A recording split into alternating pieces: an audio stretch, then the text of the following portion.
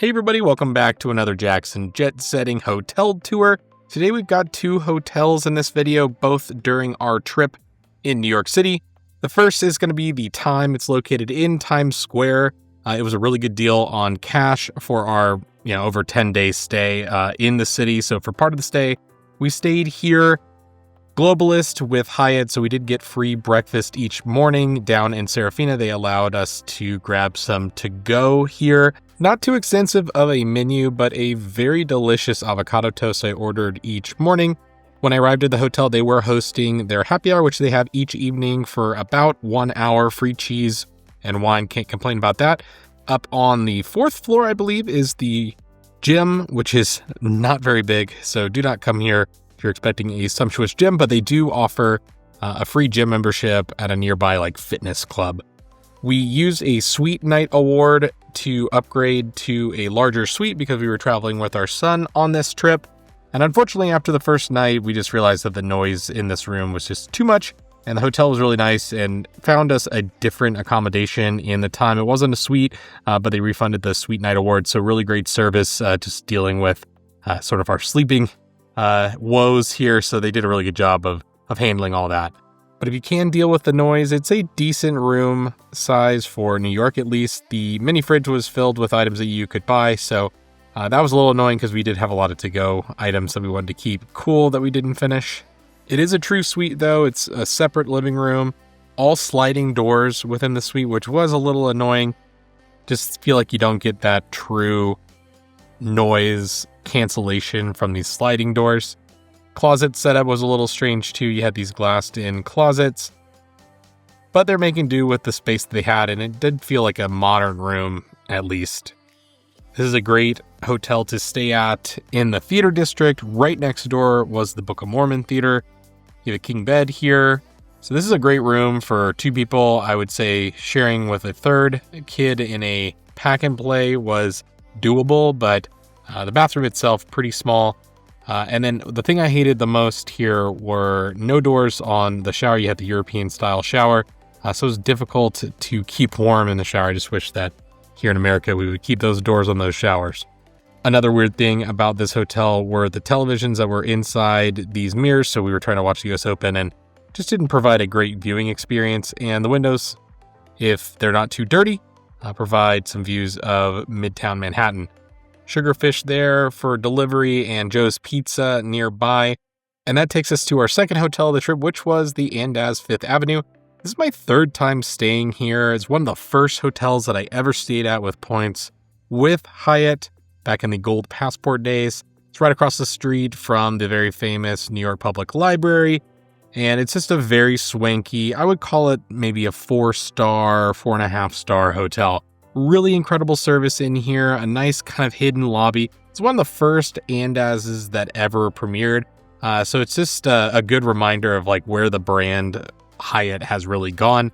They still offer their wine happy hour in the evening, so it's always good to check out. They have an extension of the library there in the lobby too, and some fun art right next to the elevators that were done by high school students here in the area. We also used a suite upgrade here, and this suite was absolutely massive.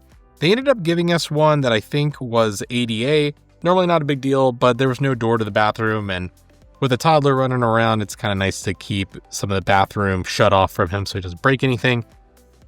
Really gigantic living room though. This suite felt huge, especially coming from the Time. Plenty of room to dine. You had a full dining table. You basically had your own mini kitchen. No grill top or anything like that, but you had a dishwasher, you had a sink, coffee area with Nespresso pods, then a microwave and a full fridge. To be honest, I was just concerned about having a lot of space for the three of us to share, so I didn't really know that I was going to be getting a full-size fridge in here, which was awesome.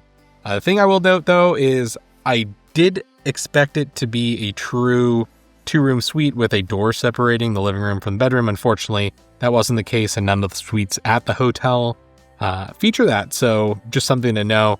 If you are having someone that may be sleeping on the couch or something like that, you're not going to have that privacy. But making our way into the main bedroom, felt very, very modern in here. I liked the design. It's a little dated, but I kind of like the dated design. Kind of a low sitting bed. pretty stark feeling in here too. Big television, lots of dark woods, and a pretty dark bathroom. Now, I did hate that they didn't have a door on the shower as well, but I did like the custom-made toiletries here for the hotels. There's like a local barbershop that they partnered with. They make toiletries just for the Andaz. Nice hairdryer here as well, a Dyson. So a lot of really great features here in the suite, very high-end feel to it. This will appeal to a lot of guests that like a nice modern hotel room, and it's located so close to everything. It's walking distance from Grand Central Station, so it's very easy to catch the subway pretty much anywhere in the city. And you have a separate toilet area here with a door separating it from the rest of the bathroom. Another closet tucked away in the corner with a nice little ironing board there and robes and slippers. In the minibar, you do have some included snacks. This is an Andaz, so you had some Lay's chips and some custom-made chocolate bars, and then the rest were actually paid. Really nice views out of the suite. Lots of windows in the suite. A lot of natural light coming in during the day, which is really nice. Very close to Joe's Pizza, so we did have to grab that one evening. And then the Globalist breakfast is probably the highlight of this hotel for me. It's available via room service. It's very expensive, but everything was waived for us when we checked out. Over $600-700 worth of breakfast by the end of our 5-night trip. So pretty amazing stuff. Down in the basement, there are a few public spaces. There is a pretty spacious gym for a city hotel. I thought this was pretty nice for New York standards, especially compared to the time. And then there are Peloton bikes, and you want to get your Peloton points with their partnership that's going on right now. They do have a tonal too, so really cool stuff to check out there. And then there is the bar, which has got the same menu for breakfast as the room service menu, so you can go down here and eat if you don't want to eat in your room. Plenty of fun stuff around New York to check out as well near the hotel. So overall, we loved our time in New York. I would recommend the Andaz over the time. It's a completely different category of hotel, though, a lot more points per night. But I do appreciate you watching this video, and we'll see you on the next one.